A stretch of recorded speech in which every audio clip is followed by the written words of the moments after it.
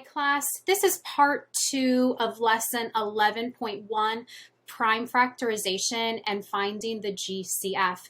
In this part of the lesson, we're going to focus on factoring a polynomial. So factoring a polynomial that has a common factor, this is what you do. To factor a polynomial, it depends on products found by using the distributive rule.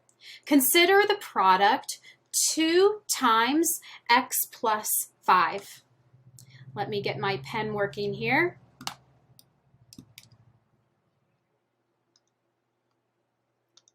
Okay, so 2 times x plus 5, when you distribute it, it becomes 2x plus 10. So therefore, 2x plus 10 has factors into 2 times x plus 5. Now, how you factor a polynomial that has a GCF, there's a few steps. To find the GCF is the very first step, which you learned in the first part of this lesson. Then you need to find the polynomial factor by dividing each term of the polynomial being factored by the GCF. You will divide each factor by the GCF. Check by multiplying the GCF and the polynomial factor using the distributive rule. Okay, so you can double check these problems by using the distributive rule. Let's do an example together. So to find the polynomial factor, we're going to divide each term by 3x squared. So I'm looking at this problem 6x cubed plus 15x squared. I'm looking for what is in common. And if you don't see that right away, if you need to find the GCF and do a factor tree, you can do that. But if you already get it and you can see it right away, you can see that the GCF is 3x squared, then great for you. I'm going to show you how you would do a factor tree though. So I'm going to do a factor tree for 6x cubed, and that would be 2 times 3. These numbers are in its prime form, and then I have x cubed. And then 15x squared would be 3 times 5. I have it down to its prime, and then I have x squared. So now my second step in finding the GCF is to see what's in common. The 2 isn't common, the 3 is common, and that would be 3 to the first power times 5 isn't common, x is common, and I take the one with the lowest power, which would be x squared. So my GCF that I'm working with is 3x squared. Now this is the first step. Okay, now I need to factor out this polynomial. So I start with the GCF 3x squared, and I need to factor out this polynomial. So how I do that is I divide 6x cubed by 3x squared. And that is 6 divided by 3 is 2. X cubed divided by x squared is x. And then 15x squared divided by 3x squared. 15 divided by 3 is 5. X squared divided by x squared is 1, is 0. It's 1, so I don't need to write anything. My answer is 3x squared times 2x plus 5. This is my answer. And like I said, you can double check your answer by using the distributive rule. You can multiply 3x squared times 2x. That would be 6x cubed. 3x squared times 5 is 15x squared. And this looks just like the first problem. Okay.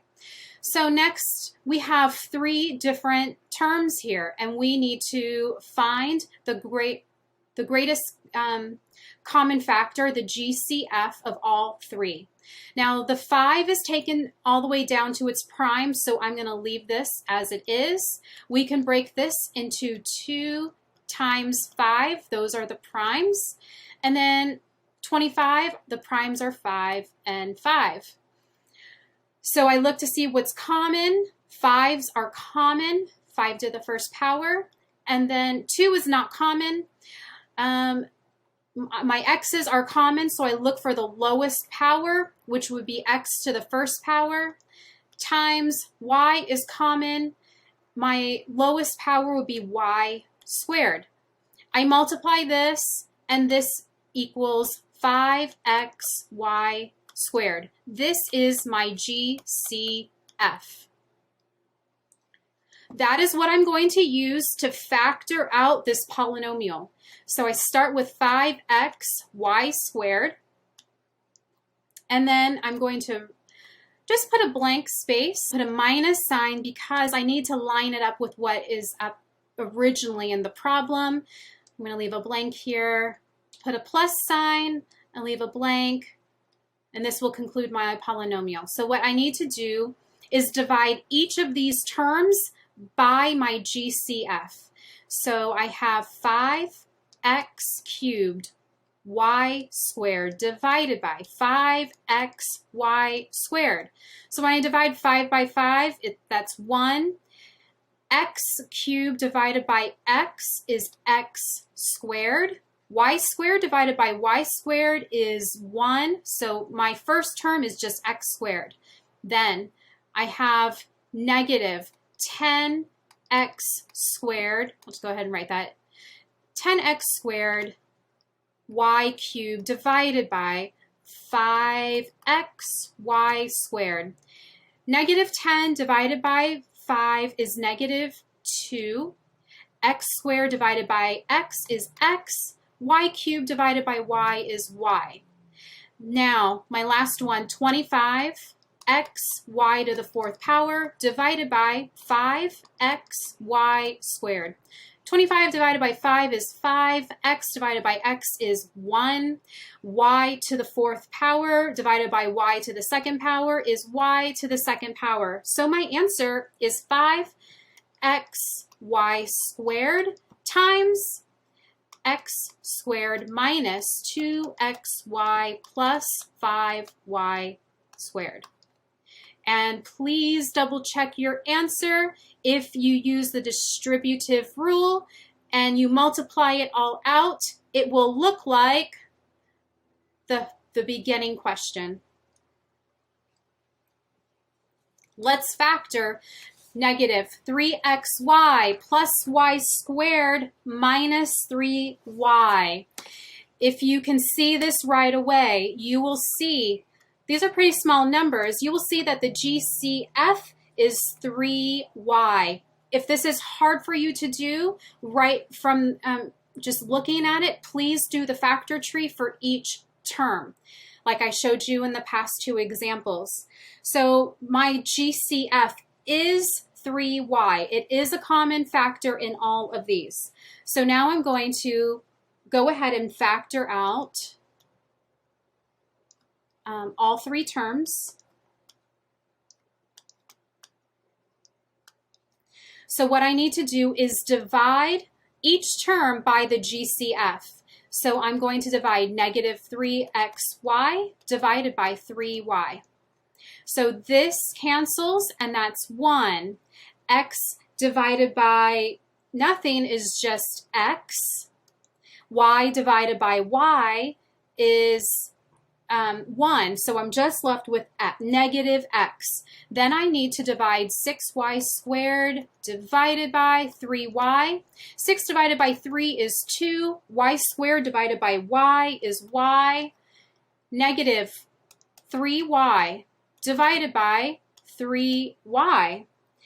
Okay, all of these cancel out to be 1. I need to write 1 to have something there for my term. So my answer is 3y times negative x plus 2y minus 1. Please distribute and check your answer.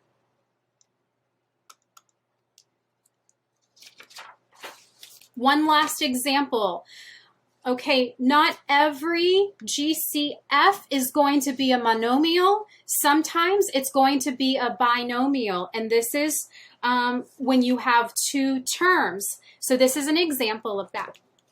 So if you look at this problem, it says factor a times x plus y plus b times x plus y. You can see right away that so this is a term and this is a term, okay? So both of these terms have a common factor of x plus y. This is your GCF. So I'm going to write x plus y times a.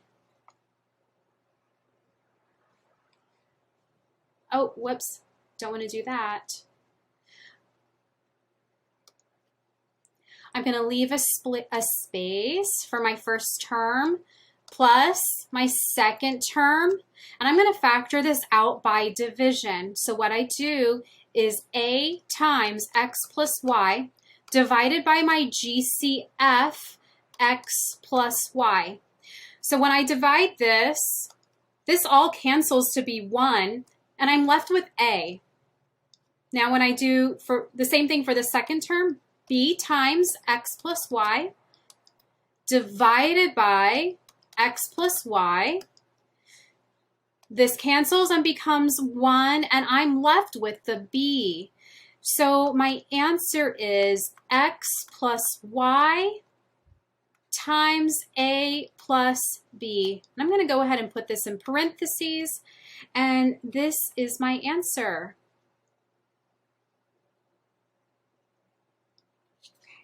Okay, guys, good luck with your homework. Please ask any questions about this. Take your time and double check your homework by using the distributive rule.